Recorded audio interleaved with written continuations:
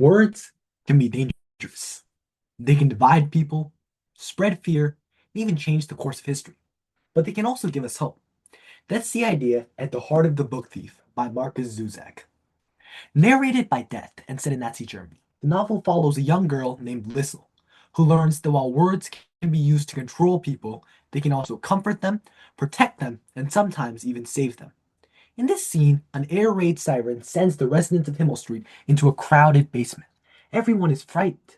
No one knows what will happen next, and Lissel has only one thing to offer: a book.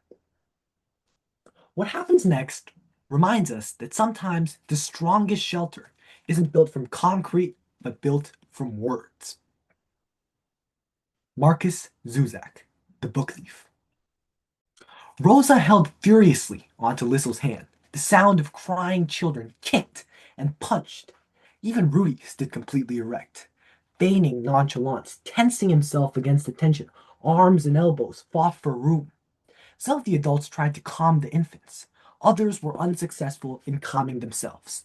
"Shut that kid up!" Frau Holzapfel clamored, but her sentence was just another hapless voice in the warm chaos of the shelter.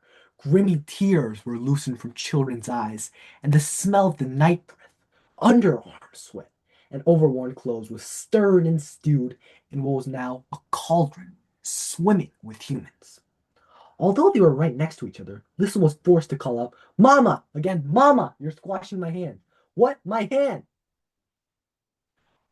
Rosa released her, and for comfort, to shut out the din of the basement, Lisa opened one of her books and began to read.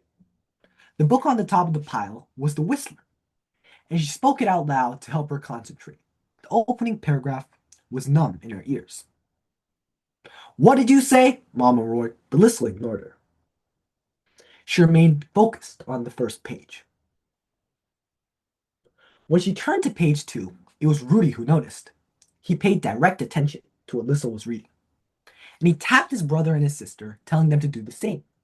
Hans Huberman came closer and called out, and soon a quietness started bleeding through the crowded basement. By page 3, everyone was silent but Lissa. She didn't dare to look up, but she could feel their frightened eyes hanging onto her as she hauled the words in and breathed them out. A voice played the notes inside her.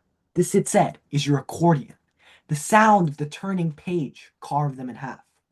Lissel read on. For at least 20 minutes, she handed out the story. The youngest kids were soothed by her voice.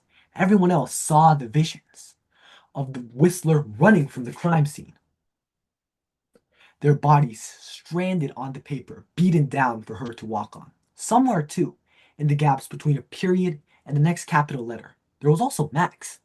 She remembered reading to him when he was sick. Is he in the basement, she wondered? Or is he stealing a glimpse of the sky again?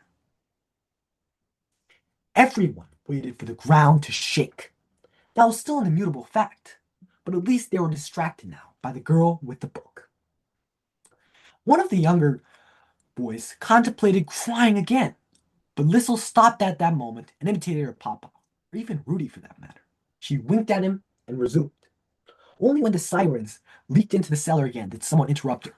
"We're safe," said Mr. Jensen. "Shh," said Frau Holzapfel. Lissel looked up. "There are only 2 paragraphs till the end of the chapter," she said, and continued reading with no fanfare or added speed, just the words. Out of respect, the adults kept everyone quiet, and Lissel finished chapter 1 of The Whistler. On their way up the stairs, the children rushed by her. Many of the older people, even Frau Holzapfel, even Pacificus, thanked the girl for the distraction. They did so as they made their way past and hurried from the house to see if Himmel Street had sustained any damage. Himmel Street was untouched. Thank you.